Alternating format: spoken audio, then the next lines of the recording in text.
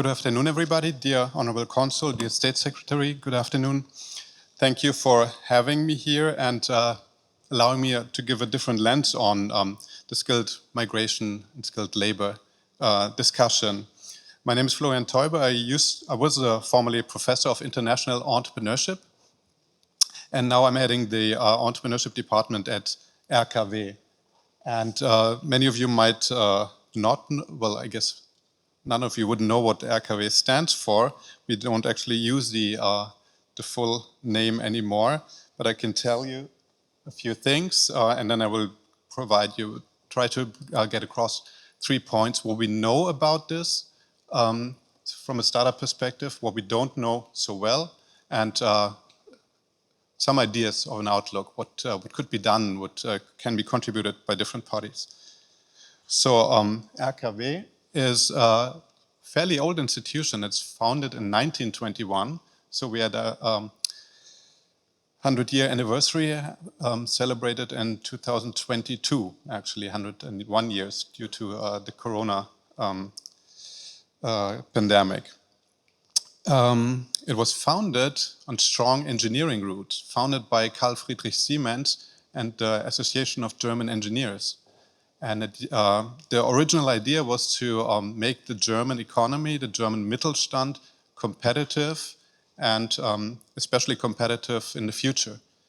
And why was this necessary? It was important because in, well, 1921 was just after World War I.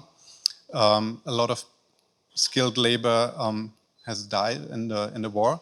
And companies in the US started to automate their manufacturing, notably Ford with the automation belt, with the production belts. And this was a sign for the German economy, the private sector individuals in the economy, Siemens and VDI, to do something. And RKW was very instrumental in the post-war or between-war economy and also after World War II, by rationalizing a lot of things, introducing standards and norming boards. I saw the logo of RAL before. RAL was actually initiated by RKW.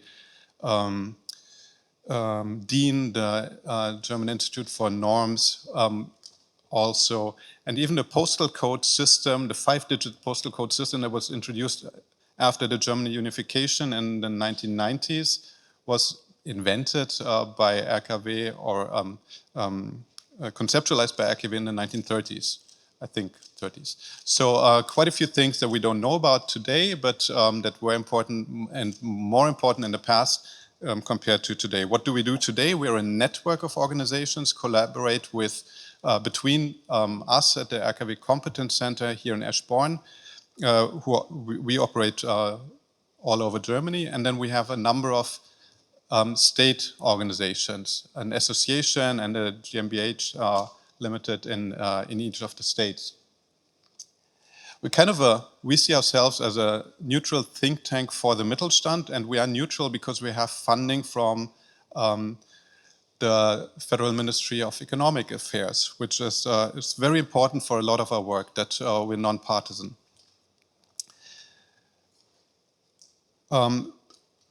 We don't have an English website yet. We're thinking of it actually at the moment, because we used to have an international department, but then the strategy has changed. But now there are so many approaches also by foreign delegations. We recently had colleagues from Kazakhstan I think it was in a web meeting with the colleagues who work on skilled labor. Next week, some Koreans come over, and there we heard the term National Productivity Center. That's how they call it in Kazakhstan. And in Asia, there's also an association of national productivity centers. And when I first heard this and mentioned this, someone said, oh, it's like Doge in the US. No, that's not. Not to be confused with what Elon Musk was trying to do.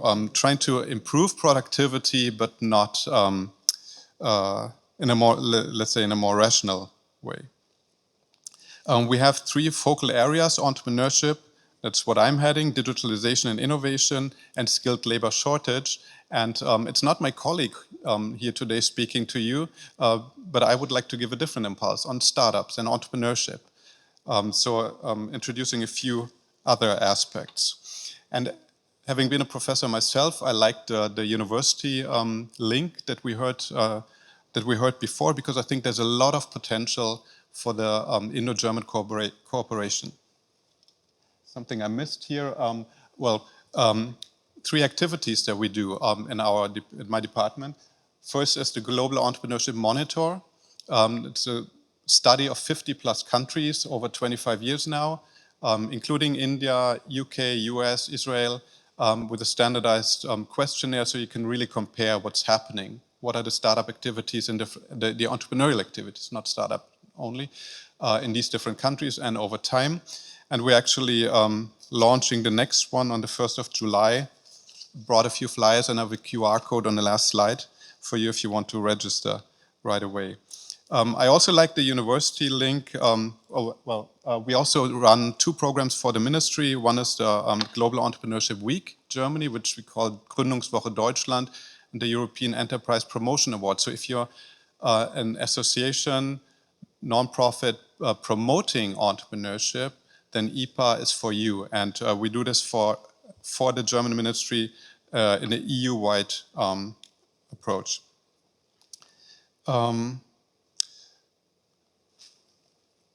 We all know that. I think that's nothing new. Just the source is different. Handelsblatt and Institut der Deutschen Wirtschaft in Köln.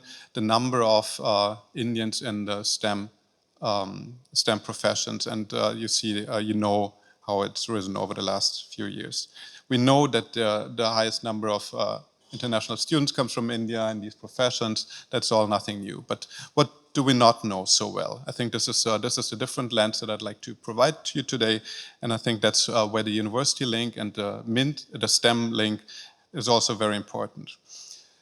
For my current position, I'm also part of the EXIST board. EXIST is an initiative started by the Ministry of Research and Education 25 years ago. Today it's hosted by the Ministry of Economic Affairs, and it's meant to encourage, incentivize, foster, and strengthen startups out of universities, science-based startups, innovation-based startups. So that's very important. And this EXIST also has a new initiative running. They had the jury meeting on Monday.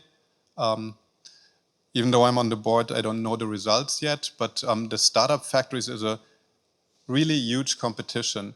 And there were 15 aspirants in the last round, and 10 of these consortia will get 10 million funding over 5 years to have a regional ecosystem to strengthen the startup base. Frankfurt, Darmstadt, Mainz is being one of them with Futury. You might have heard of Futury, the Futury Factory, I think it's the name.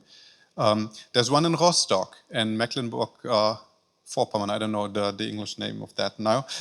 There's one in not Düsseldorf, but Cologne. They spread all over the country, and they are in competition right now.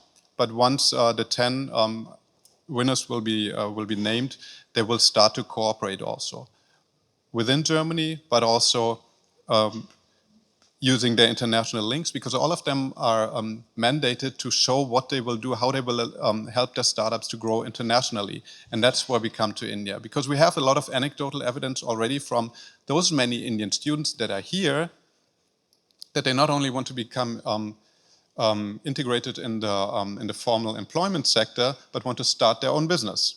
It's not so easy from a visa perspective to change the visa, but there's some ways, there's a few things that are allowed. But they not only want to start their business here, a lot of them also want to grow a business between Germany and India. So there's already a two-way stream. So Indians already being here, wanting to go abroad, wanting to grow back, like return migrant entrepreneurs or diaspora migrants. We know from universities like Rostock, they're working with IITs, triple IT, BITS.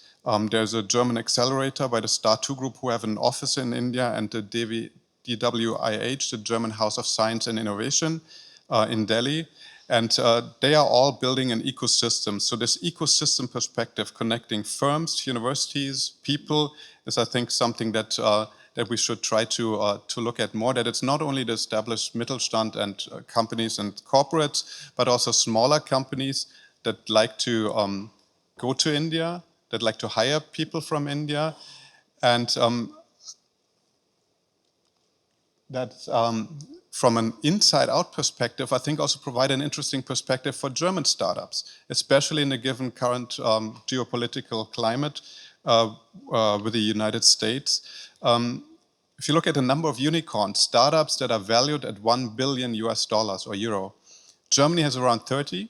India has, depending on the source, 100, 110, 120, so about 4 times more. Of course, India's a lot bigger than 4 times more than Germany, but still the absolute number is really big. So there's a very high number of large companies, unicorn startups, from which German entrepreneurs, German startup founders can learn. So I think it would also be very, very good to encourage the German startups to look more into the Indian market, so doing the opposite of what most of us are looking into today. So just to give an added perspective to most of today's discussion. Thank you very much. This is the QR code for the German Global Entrepreneurship Monitor, which we'll host, which we'll launch in 10 days. Thank you for your attention. I look forward to discussion and dialogue in the coffee break.